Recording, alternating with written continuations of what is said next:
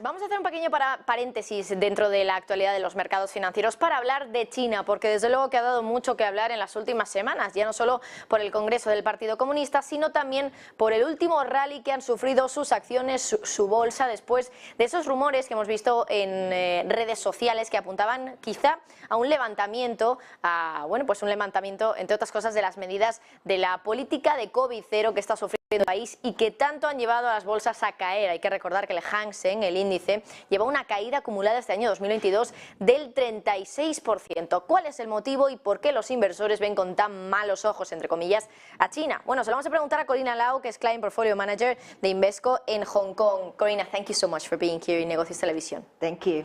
First of all, I wanted to ask you about what happened yesterday. We talked about it before. Even in China, social media have power to move the markets, of course. For dramatic proof, we have to look at, for example, what happened yesterday. We saw how in social media they started to talk about the Communist Party setting up a committee to oversee withdrawal of COVID-0 policy in China. However, this is not confirmed, and I wanted to ask you about your opinion in this regard of how the markets moved to this news. Yes, I mean, so far yesterday, we've seen, as you said, very strong rally in the market. It is possible as well, given that there has been discussion and news coming out that there is likely to be a reopenings as early next year. I think, like everyone else, we were kind of closely monitoring the situation. In our view, we believe that the opening, if it happens, will likely be gradual, and it will probably take a bit of preparation time. So we yet are hopeful to see what is going to happen. But as you said, at the moment it's not yet confirmed. So we still need to wait to see officials' confirmation on whether this is something that they would like to go ahead. And it's very much in terms of timing, I would say. Even after this rebound, the Hang Seng Index, I said it before, is down 36.75% for the year. What's happened to China this year? I mean, in terms of the valuation, or as you mentioned, the index, I think it's definitely come to quite a comfortable level.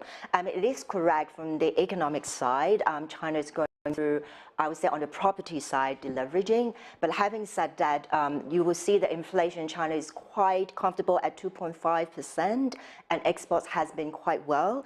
I believe the investors may still have a bit of concern given the regulatory, I would say, that comes about last year on certain technology and internet sector. But definitely, I would argue that valuations had actually come to quite a comfortable level. Do you believe now is the moment to invest in Chinese stocks, or what do you think can be the catalyst? The catalyst, as you see yesterday, would be reopening or a schedule or more concrete timeline for reopening. That would definitely be a catalyst for the equity market, yeah. Do you believe, for example, what we're seeing right now between the United States and China, what's happening between them over the chips and these things, semiconductors, and also what's happening on Taiwan, do you think that this can have an effect on markets?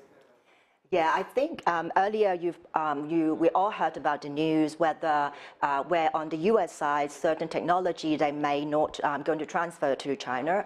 I think for both parties they want to have a bit more in terms of independency. And we should see some offshoring, both in terms of China perspectives, and we see quite a number of initiatives coming out, basically to promote or to encourage further development on the technology side. So we should see a competition in that particular space. A few weeks ago, we had the celebration of the Communist Party Congress. I wanted to ask you, Corinna, how do you think this Congress has changed the future of China? Because I believe that in this Congress, they talked about 2049, right? Yes, I think in the Congress, after the Congress, the markets actually move. We do see some movement. I would say that market at the moment are actually quite undeciding in terms of views of what they should see as more likely results from the Congress Party meeting. But I think one thing we can say, and it's been quite consistent, is that China's want to be a moderate, prosperous society, and by that, in terms of growing in terms of the GDP per capita, and that is something I think from an overall perspective side that we can focus on. And now, of course, in terms of implementation and to the details, then we need to see how it is going to implement that going forward. And Corinna, at last I wanted to ask you a question that probably a lot of people ask themselves, and is, will ever China become the first economy on the world? A famous investor said a few weeks ago that it won't happen, that China wouldn't surpass the economy of the United States in size until 2060. Do you believe this is correct?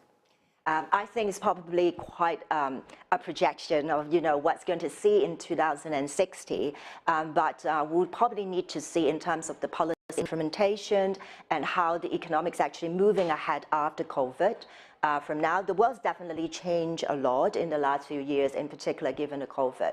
So I would say earlier, reopening would be a catalyst, and we'll definitely need to see how things come about and how are things that's going to happen going forward before we will see actually what's going to happen in 2030, 40, and actually 50 and 60. Corinna Lau, Client Portfolio Manager at Invesco in Hong Kong, thank you so much for being here in Negocios Televisión and talking to us about China, one of the biggest economies in the world, and who knows if it will ever become the biggest in the whole world. Corinna, thank you so much. Agradecemos a Corinna que haya estado aquí con nosotros en Negocios Televisión para podernos hablar de China y sobre ese catalizador que dice Corinna que va a ser para los mercados en China, que realmente va a ser esa reapertura y bueno, pues lo que ayer se cotizaba en mercado, que por el momento era un rumor, que era pues esa política COVID-0 que pudiera ser levantada. Por el momento no ha sido confirmada, pero nos insiste Corinna en que ese sería un gran catalizador para los mercados chinos, que ahora mismo llevan una caída del 36% acumulada este año para el índice Hang Seng. Nos quedamos con eso, hacemos una pequeña pausa y volvemos enseguida con más actualidad. Muchas gracias.